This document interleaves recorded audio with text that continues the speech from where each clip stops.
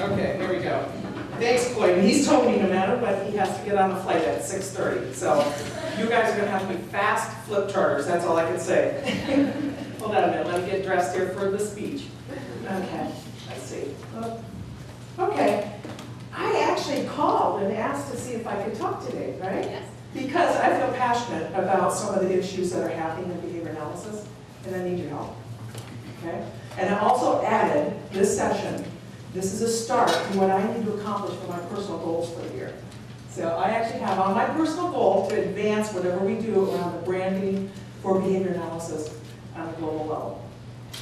I got turned on to behavior analysis when I was 20 years old as an undergraduate, and I couldn't believe it. So probably, like many of you here in the audience, it was such a light bulb, it was such a hopeful type of approach to how people, operated. My mom and I went to college together. That was amazing. She took the humanist track at St. Cloud State University, and she said, "You're not allowed to be in my classes." So I had to take the behavioral track. And we would start, Floyd, it was like you and me, you met my mom at the university, but we'd go back and forth about different things, about human behavior, why they did the things they did, and it was fascinating. And I fell in love with it from that point.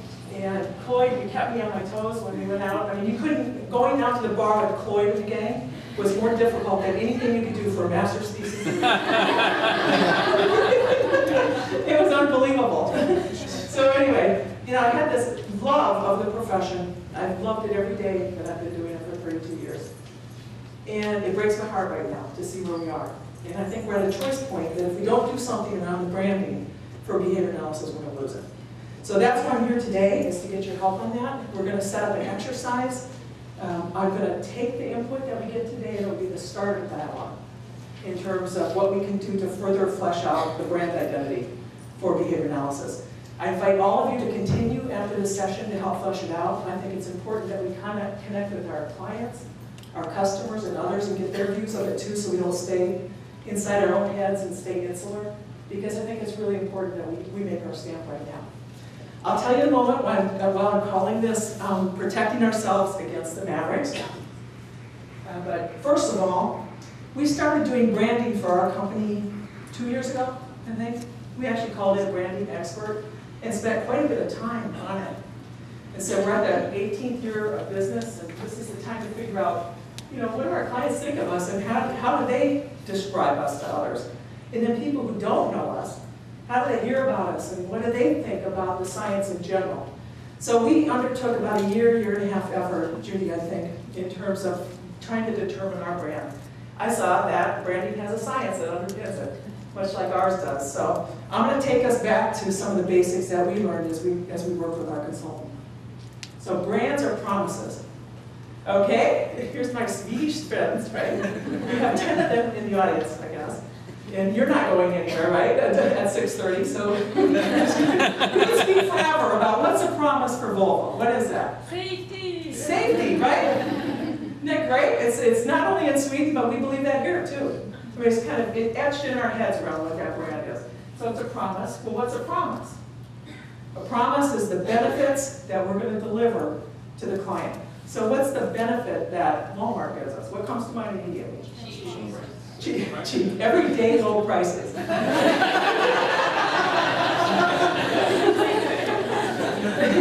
I read recently that they're kind of screwing up on that brand because during the recession they tried to go after the people with money, and they cut down some of their inventory and did a number of things, and their bread and butter folks who used to come into the stores now aren't as happy. So they're having some struggles, and for the first time ever they haven't had the annual growth that they normally have. Okay. A product or service doesn't become a brand until you have compelling characteristics that differentiate you from others. Okay, what's the compelling characteristic or the differentiator for Apple products? User-friendly. User-friendly, right? I just found out the other day a behavior analyst was beneath a lot of those user interfaces. And Greg Steichler, really interesting. I hooked up with him as we were kind of trying to get this. Okay? They've also won awareness in the marketplace. So Jiffy Lube, the name itself says what they do, right? So sometimes it's inherent in the name, sometimes it's inherent in everything that they built around it. in all the branding activities. Another thing, when brands are long-lasting, they're really steered in our minds in terms of what they're about. What do you think of Disney? What's that all about? Happiest place on earth, right?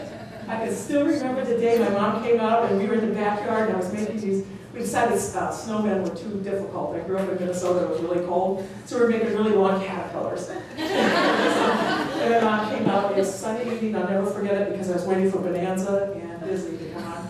And my mom said, kids, I have some sad news. Mr. Disney died. I mean, that was our happiness was going to be gone, right? That's what he was. Okay. And, you know, Nike, my mom, the first time she put on a pair of those shoes, she thought she could do anything. So anybody who puts those shoes on, that little swoosh, you become an athlete. Doesn't matter, you know, what your background is. That's how strong the brands are. My brands are a big deal. So why even care about this? Why am I losing sleep about this? Why did I, you know, put this on my annual goals? Why do I care so passionately, you know, about this? First of all, these are kind of all the promises of what a brand does. And let me talk about what it means to us. So on the right-hand side, if we can prompt consumer selection, it's going to make it easier for us to sell. Heinz is one of our clients.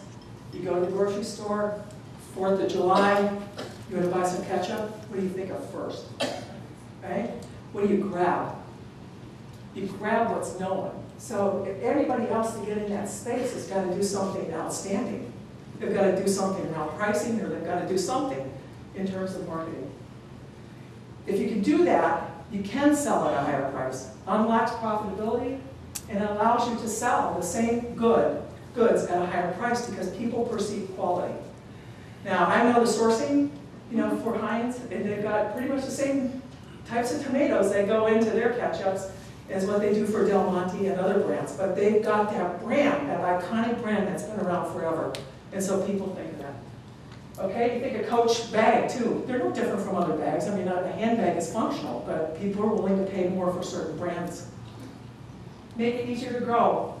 I love this one because one of our folks said, I don't know if you saw it in the Wall Street Journal, but hiring's way back up in the IT sector. It's really kind of neat because 300,000 jobs were lost over the last, I think it was 2 years. And just recently, about 150,000 of those jobs are coming back and they're all posted. So if you establish a brand, who's going to get the people who are the premier, you know, from the premier talent? It's Google during that time frame, right? And you're going to get people wanting to work at Facebook now, whereas 3 years ago they didn't even know. MySpace, you think they can hire relative to Facebook? No. So some of the things that they've done to their brand haven't kept up. Final thing is, makes it easier to launch new products. So GE, you've got that GE refrigerator, you know, GE aircraft engine, GE locomotives, or they have something like that, right? Yeah. You know, GE brings good things to life, right? They're trying to change their brand even right now. What's it called? Eco-imagination or something like that? Yeah, they're not quite there, right? Everybody's going, no, we want them to bring good things to life. We don't want eco whatever it is. Okay, so when you can do all these things, it increases the odds of survival. And that's really why I'm here today. Because I think we're at that point where if we fracture or if we don't pull together in the public's mind what we're all about, we're going to have trouble surviving. We'll survive in certain niche areas, you know, where we can really show the evidence-based results. But all the other potential applications that we have, people will cherry pick pieces of it and say that, you know, that's a behavioral application. And people won't even know that there's no behavioral underpinning to it. So if we could do these things, for me, it would personally fulfill a sense of personal purpose in that, you know, I'm here because I love the science. And I think that it can do tremendous good in the world. But we have to be able to do these things. Otherwise, I feel like, you know, I've wasted my time if we can't get this to a broader, more global level. And then if we look at who's managing the behavioral brand, Kevin, I talked to you, and I know you even showed some things off of that website, right? We have to talk about that, I said to criticize it. These guys, every time the vital behavior people, vital smarts do something, I think, dang it, who have they got behind their brand management? Who do they have behind their strategic planning? Because it's incredible what they've been able to do. And we have clients calling us saying, you know, you really should look at these guys. You've been with us for 10 years, but it's really interesting because you peel back the layers and try to figure out what is it that they're saying. They've got a really nice, sexy way to talk about things. It makes it very engaging. The stories are great. It's all stuff that says it's all possible. It's all easy. All you need to do is kind of follow a couple of these key principles. So it's fascinating. These types of folks, I normally let them go. Okay? The problem is, you go to their book and read chapter 1. They've got about 3 or 4 paragraphs that specifically speak against behavior analysis. So go take a look at that, and it'll churn your stomach. And then they go on to the rest of the book, Kevin, like you were saying, they have all our fundamental principles and things like that. So it wouldn't bother me how they'd set up the book if they hadn't gone that far. They say Ben Dura is the one who really broke open psychology, and E.F. Skinner was all wrong. So, and I'm actually going to be meeting with these folks in 3 weeks. So. Wish them luck.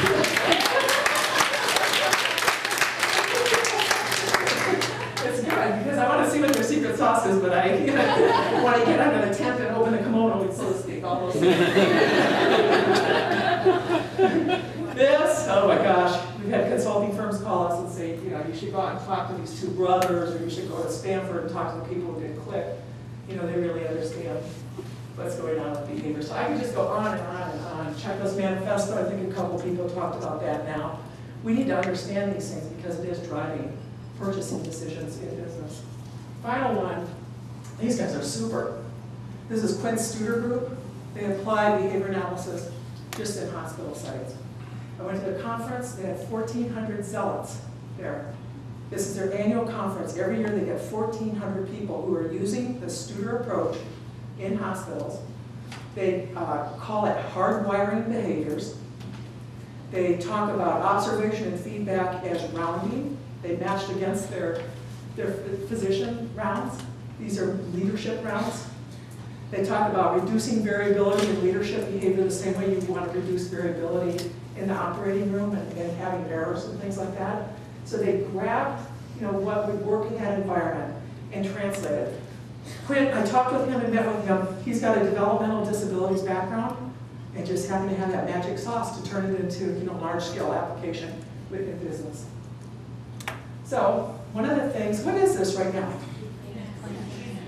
Oh, the people who really produce Kleenex would be angry with you. It's tissue. That's right. Who knows who actually produces Kleenex? Okay, point well taken. Somebody or other. Somebody or other, right. They didn't protect their brand. Kimberly Clark. Okay, Kimberly Clark. Yeah, you're right. I think pretty sure that is. I didn't even look because who cares, right? Okay, what's this? Same thing, right? Oh, that's our Rico machine, but who cares? We once had a big project at UPS, and very first time I met the client, I said, do you mind if we stop by such and such a place because I've got to FedEx something back to the office? She goes, oh, I'm so sorry. That was my first bad lesson of the year. Okay, so what's next is a behavior. So what I want to do is talk a little bit about what we have to do. We have to protect the behavior brand against mavericks. And I don't know, any of you from Texas? Cloyd, I know? Okay. Do you know the derivative or where the word maverick came from? It's really kind of neat. During the old roundups, people would bring in their cattle. They'd be out on the range all winter, and in the spring they'd bring them in. And if a cow came in and it had a brand on it, the calf that was next to it was automatically branded with that brand. Mother and daughter, they stick together. Maverick watched this over one season and finally said, aha. Of course, some cows came in with no brand, right? But they still had a calf. So Maverick's brand was no brand. And And every time a cow came in with no brand, Maverick got the cow and the calf. And people would say, it's another damn Maverick. Okay? We need to protect our brand against the people who are waiting for us to not protect our brand. So, there we go. Here's the, that guy on the right is who we need to protect ourselves from. Just so you know, I want to get really specific. Okay. So, first of all, first step is to understand what your brand image is. So, brand image is a set of beliefs that your customers have about you. What do you think about that? Ultimate driving machine, right? You go immediately there. Okay. The beliefs might be derived from personal experience, word of mouth, past history, et cetera, et cetera. So, is anybody familiar with Chi-Chi's? Yeah. Bad story, right? It was in Tallahassee. Yeah, all the way. It actually happened up in Pittsburgh. I live in Morgantown, West Virginia, so when it hit Pittsburgh, I was like, oh my God, this is just horrible. But they actually had some salmonella, I think, in their salad line or something like that. A couple of people actually died who had been guests there. And then they were not able to recover. It was just such a catastrophic type of thing. They begged people to eat at the restaurant because, you know, we got thousands of employees employed here, that we were dealing with our supply chain, we'll be all over this, but people just wouldn't come back. So that kind of went down. So you can have a good word of mouth, and you can have, you know, something that will really hurt you. The reality is we have a brand, whether we want it or not. Okay? Or whether we even put it there or not. Branding is our route to make sure that the brand image that is in people's mind is what we want it to be.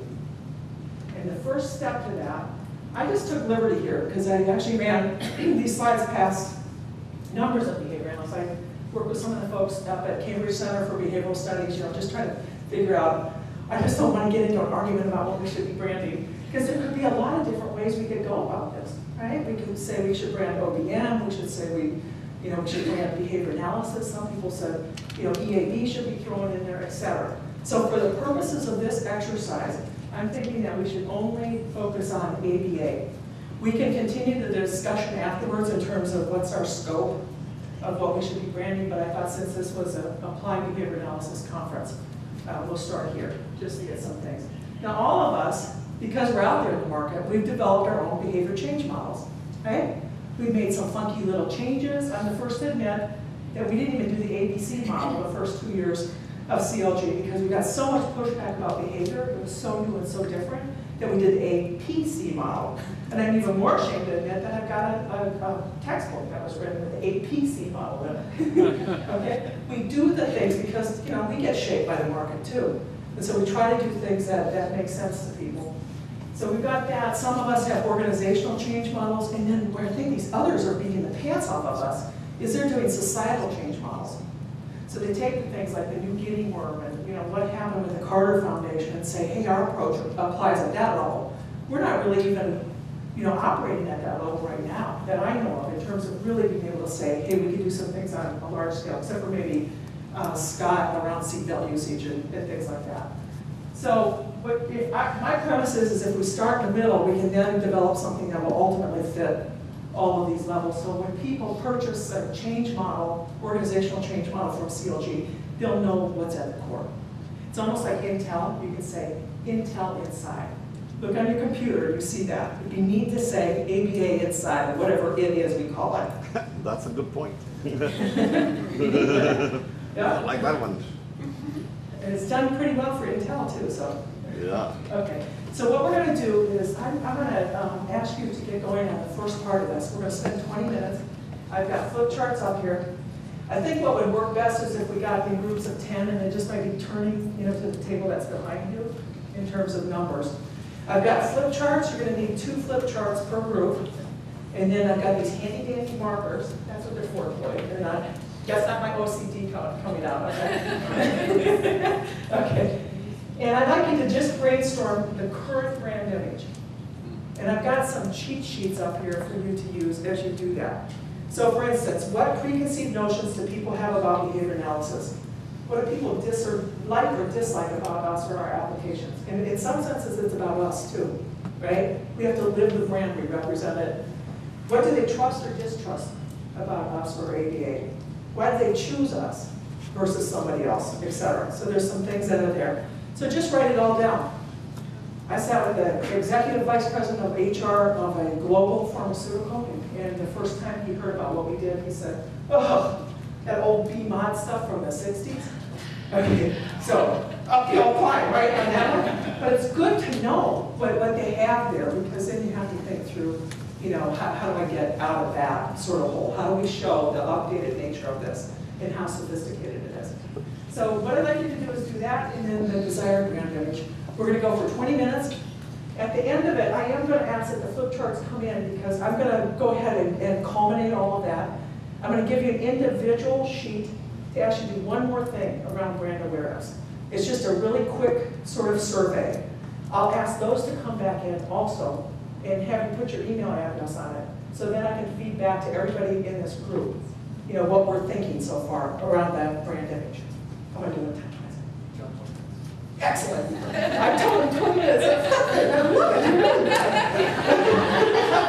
Okay, so why don't you form groups of 10 and then send one representative up to get the markers and two flip charts.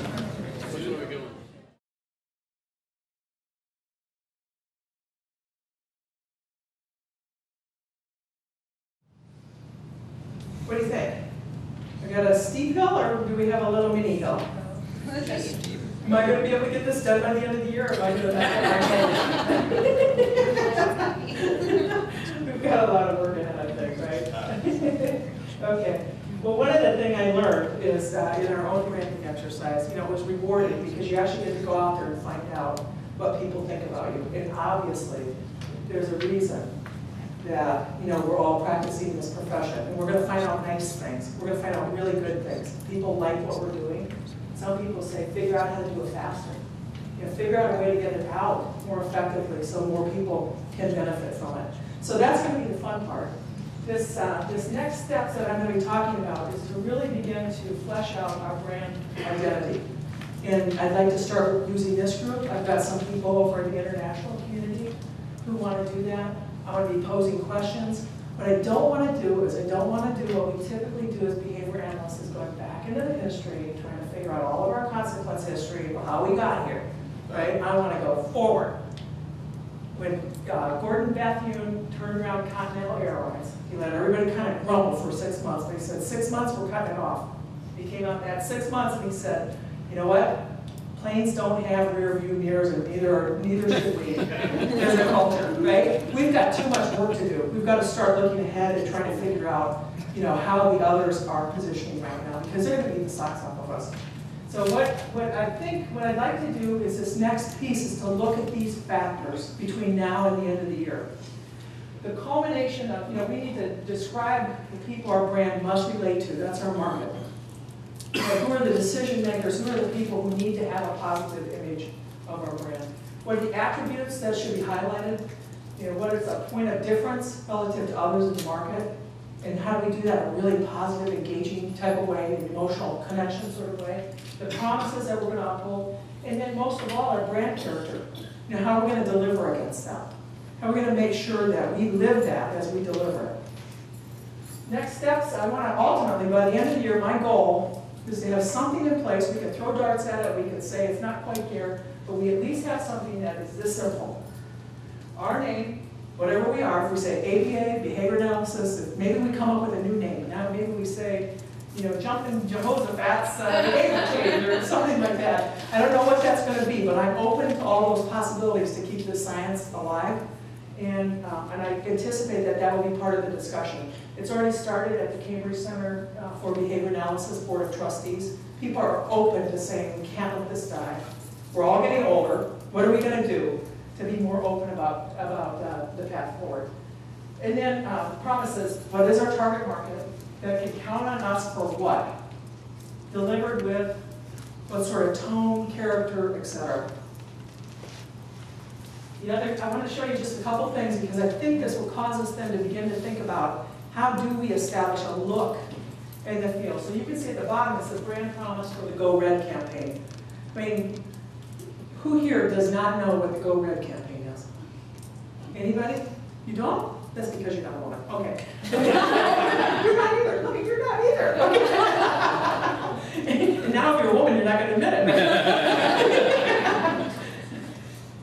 funny story about the Go Red campaign? Okay, so that's it. Okay. It's basically, it was started to help women understand heart health. Heart disease is the #1 killer for women, and we just don't think that, right? That's not seared into our image. And so it's just to try to get women to understand that this is a big deal, and you're more likely to die of heart disease than you are of cancer even. So this whole thing, no matter where you go, you can see there's tables that they hold, meetings, you know, for fundraisers and stuff like that. They're all in red. They keep everything consistent. You can go to any airport in the country, and they've got the Go Red campaign. Remember, they take each first lady, and one of the first things she does is she puts on a red dress, and they've got the Go Red campaign dresses that are in the national museums now. So, I mean, they've got, sorry, guys. We'll let you in on the rest of that. Okay. Now, I don't know, maybe I shouldn't have picked this next one, but a multinational brand. No, I do know that. I've seen This that. other one is just a U.S. brand, I know. okay? This is a multinational brand, a woman whose sister died of breast cancer. But look at how they brand it. You know exactly what you're looking at, right? Okay, now, don't gasp when you see the next slide. Yeah. Okay. All over the map, That's right. We asked people from our office to cherry pick them. They said, oh, you have to go down there and do something about this. Because we've got some brand new people now working with us, right? They're all over us all the time about consistency. And, you know, people can't differentiate what they're buying if we're not selling a consistent message. And then look at the words.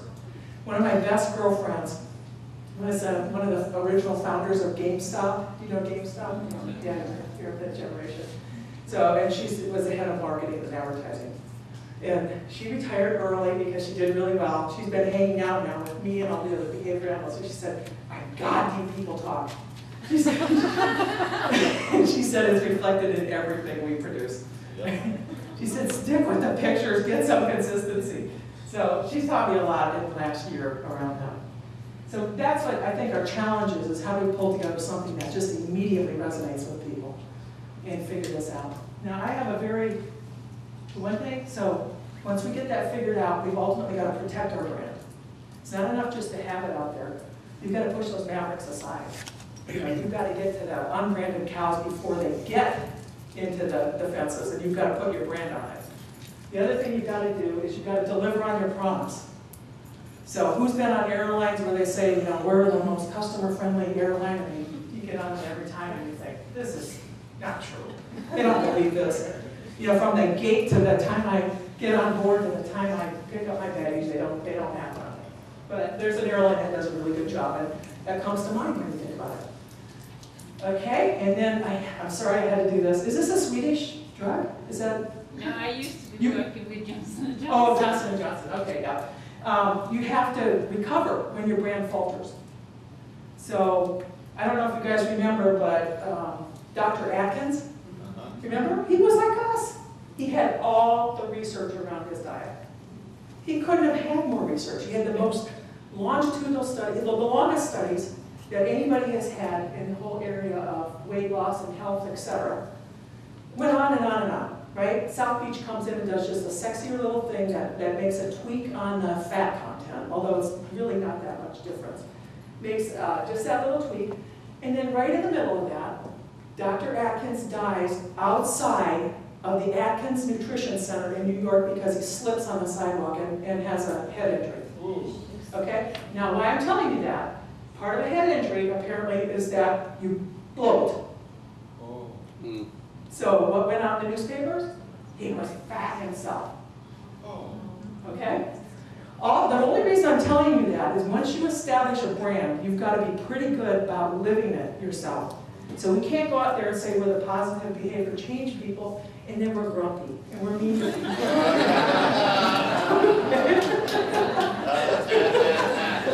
That's probably the biggest challenge. I know, I've personally gone through that. I've learned some lessons the hard way. So you know, we have to help each other deliver against that brand. You don't want to be the people that people are worried that you're with their kids because they don't know what you're going to be like when you're off the clock. Okay. So those are the things we need to do. The one thing I wanted to tell you, this is a personal thing for me. one of the reasons I formed CLG is because I literally did work for 12 years on a technology transfer group in the industrial engineering building. We had a small private consulting firm, and the day I knew I had to leave was when I brought Leslie Braxigan to join the consulting team. She's a co-founder of CLG. And I don't know what happened. Somehow my boss got threatened because GE had asked us to actually do the project rather than the engineers when they came in for a workout. And my boss the next day in a meeting said, I found a real behavioral person. He said, I just hired him. And we were like, what? And we looked over. He said, this is Grant. I introduced him, and I said, well, Grant, what's your background? I used to direct plays up in New York. Okay? My boss said he was a really, really good behavioral person because he could get people to do things precisely while he was on stage. And Grant slowly started to be positioned for a lot of the behavioral sorts of work that was starting to just flood into our organization. Floored me. I couldn't believe it after 12 years of spending with this guy, teaching him the science, seeing the results, the clients calling us back, growing the business, quadrupling it, for him and for us. Multiple projects, I was floored. Okay, fast forward, I find out last year, my husband has a mining construction company, and it's kind of funny, you should have seen our wedding 16 years ago, because here I've got all the behavior analysts and the people, and he's got all his mining construction guys. Just looking at each other going, oh my gosh. But anyway, we found out a year ago that his guys figured out what it is that I do. They're pretty sure I run a catering business for hotels because that's where I am all the time. So I said, I gotta figure out a faster way to help people get to the point, because even from a selfish perspective, I just want people to understand me. But from a more global perspective, I really do believe we have the answer. You can see Obama is starting to use a lot of the behavioral terms and things like that. There's a huge opportunity right now. If you look at health, I know Aubrey talked about that, a number of people did. Evidence-based approaches are going to be it. But what I don't want is when one of my husband's cousins goes to the hospital and finds out that he's got to actually adhere to his treatment plan, that he doesn't say, damn Mavericks and Julie Smith is making me do all these behaviors, right? That it becomes something that is as positive as the nurse who helped turn him over and helped him heal in other ways. I want it to be something like, I was so grateful because I went to a hospital that had a behavioral approach and really helped me move forward. And it's not, has nothing to do with me. I want that to be the stamp where people are saying, oh my God, I can't believe that this was possible in terms of how we move forward. And they know what underpins it. So anyway, we'll start with the discussion. Is there anything, I'm cognizant, Cloyd, that you need to get going, but any final sorts of, yeah? I can see brands for companies like Kleenex and Xerox. I'm trying to think of examples of brands for movements or for approaches. Six Sigma. Thank you. Okay. Any more? Yep. Or even the National Speakers Association. Great. When you're a certified public speaker, you've got your label after your name, and they belong to the National Speakers Association. Yeah, okay. There's a brand. Yeah, and there's different ways to do that. That's part of what we'll be doing in this blog. So you can have a parent brand, you can have where the children lead the brand. There's different ways. And then we can talk about who leads that. So do you create a popular individual like a Dr. Phil? I mean, there's all sorts of stuff that's going to be really fun as we think this through this year. Where do you see, it's such a large market, we do so many things, and I see issues with like quality control, and it's like affecting our branding, since we can't, like, the ABA even can't control the quality within all of their members, let alone the ones who are saying they're doing behavior analysis and they have not been trained. So how do you, I mean, I know that's a whole down the road, but how do you control for that with your market? Because behavior analysis is an approach, or you know what I'm saying? It's not. Yeah, and she was asking, if you can't hear back there, it was how do you deal with quality control once you get your brand out there? And I think what we're going to need to do is look to other professions and see how they handle that. So I don't have a ready answer to that.